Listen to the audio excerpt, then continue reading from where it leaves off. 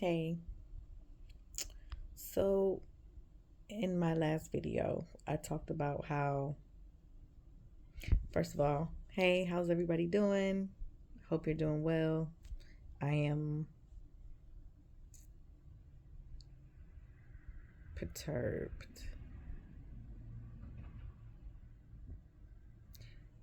In my last video, I said nothing Donald Trump says shocks me because we haven't been paying attention if we can.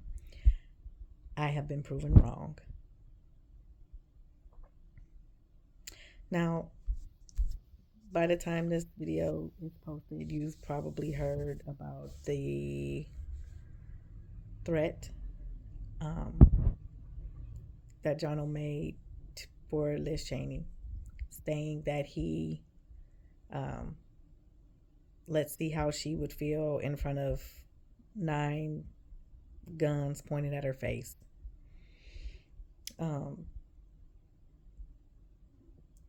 To dial it back a little bit, he was saying that she wants to go to war with everybody. She is willing to risk the lives of our of our troops, while we sit at home. And then he states he wants to see how she would feel with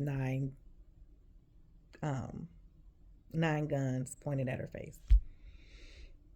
Now I wanted to go back to that previous comment because they're going to just show you the threat part.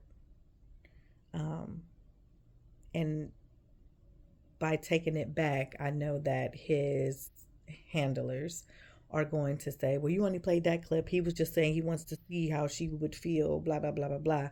But I'm saying none of that should have been said.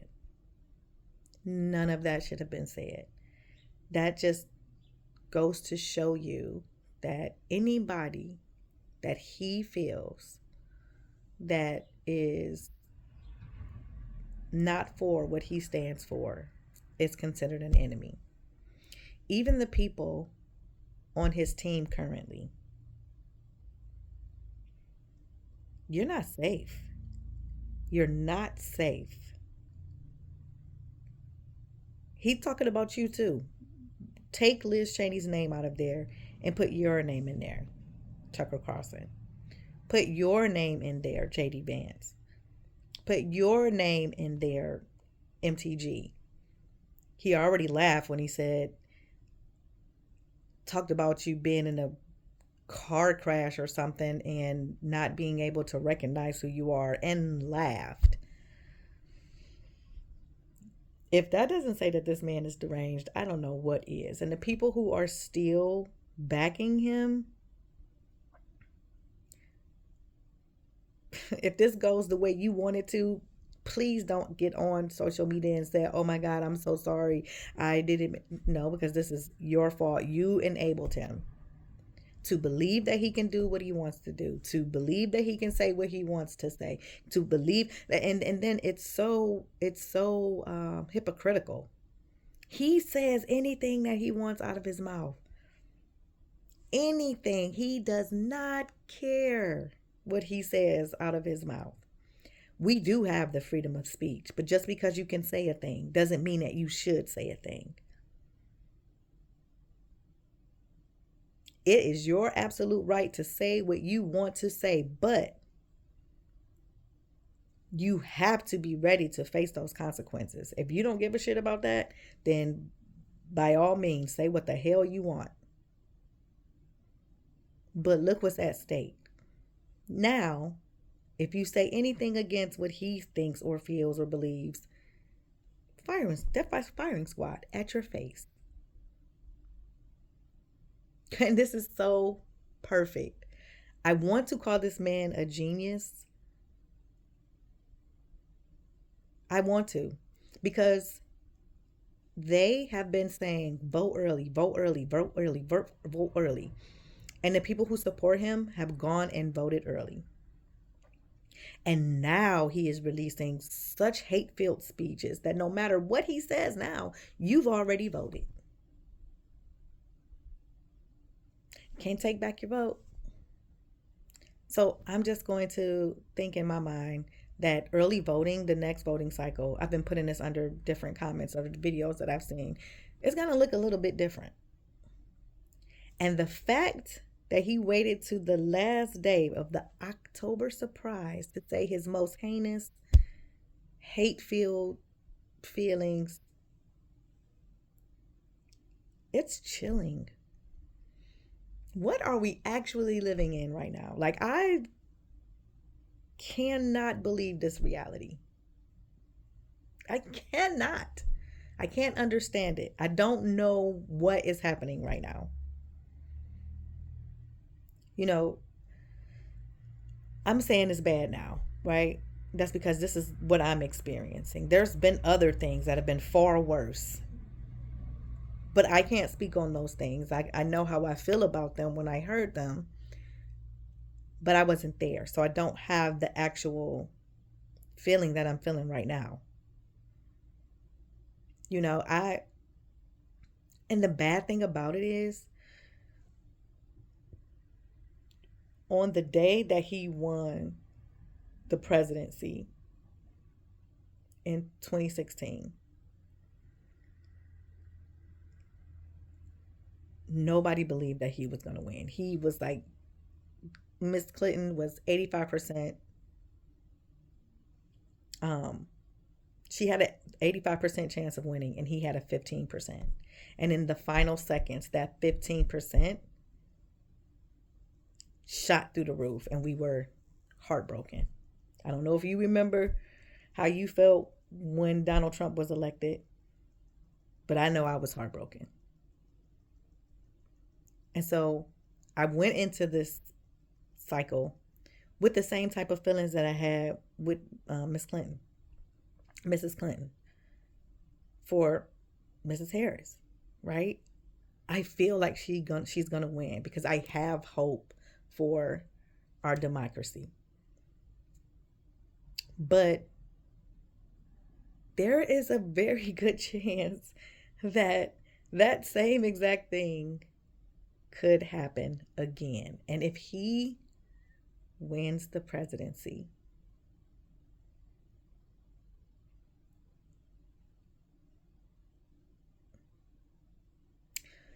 I thought I was a recluse then. I will definitely be a recluse. I am not going outside. I am not fooling around with you. I'm not fooling around with nobody. It's all going to be me until I get ready to pack up and leave this country. The next person screaming, go back to where you came from, I'm going to find a place for me, because I don't think I can live. I'm going to say I'm an illegal immigrant so I can get out, so I can get rounded up. Take me out. I'm ready I don't want to be here. I don't think I can do it. I don't think I can do it. What a shit show.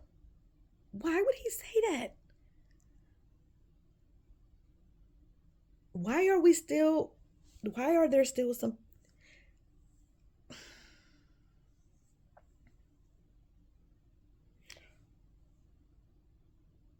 this is scary, y'all. What's about to happen? I'm not so sure. And with a couple of days left until actual voting,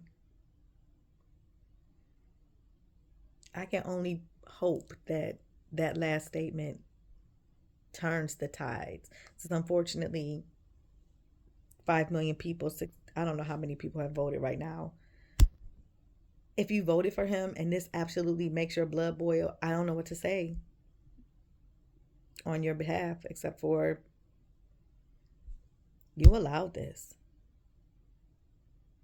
And there's still some Trump people who are going to be like, well, you know. But what are you going to say when he turns on you, when he gets in office? There are people who voted for him in 2016 who are now voting for Harris because they fell for his rhetoric the first term and they decided we're not doing it again. It might be too late to vote again. It might not matter what you think anymore. What a scary time this is.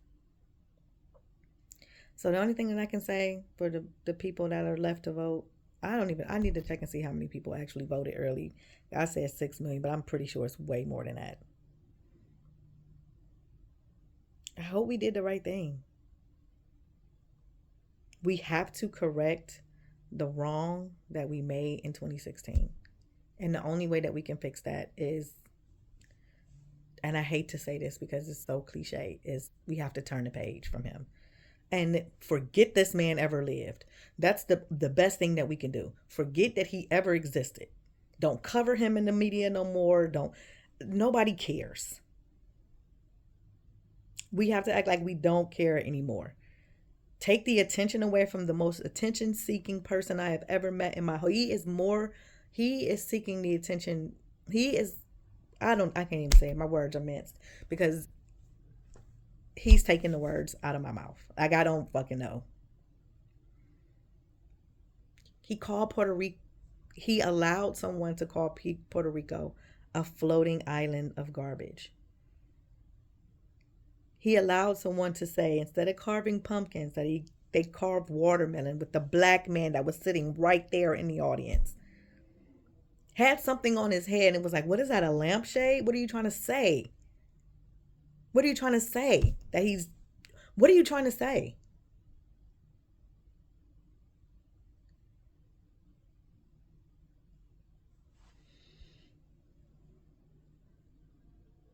He talked about our Muslim brothers and sisters, saying, Giuliani, that guy,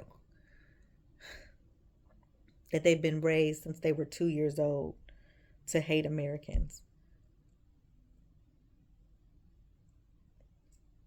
I I don't know. And at the risk of my posts becoming solely political when I have absolutely no idea, but I know what I believe is right and wrong. I don't know about politics. I don't follow it. But I did hear a wise man say, even if you don't do politics, politics is doing you. So I'm going to educate myself a little bit more after this because this is ridiculous. I'm thinking, just my last video, I'm like, oh, he's funny. This shit's not funny anymore. Just that fast. It went from funny to not funny. This is me changing my mind. In America,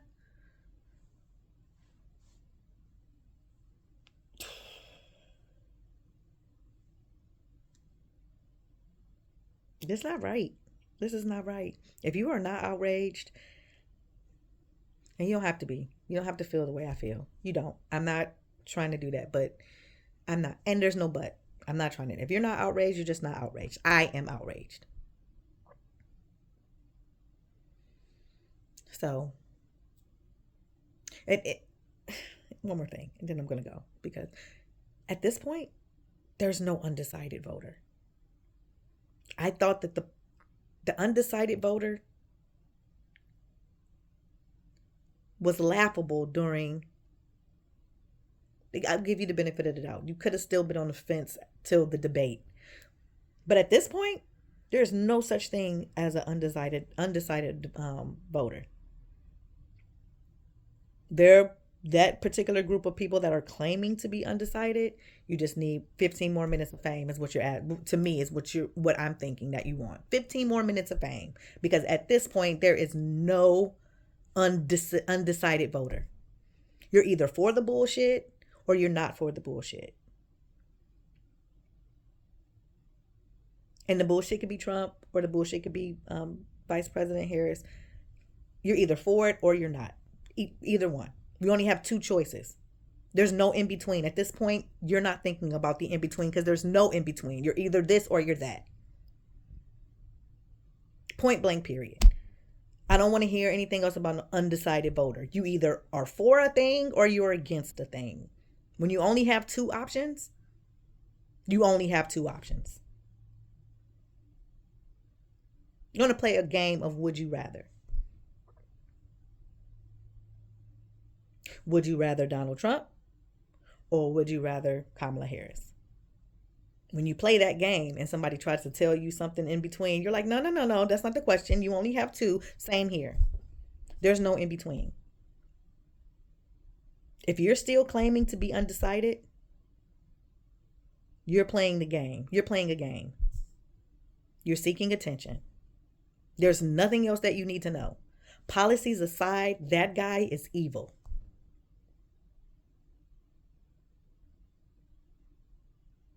That guy is evil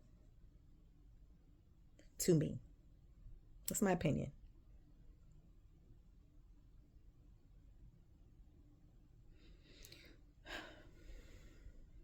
Then take a deep breath. Breathe in. Breathe out.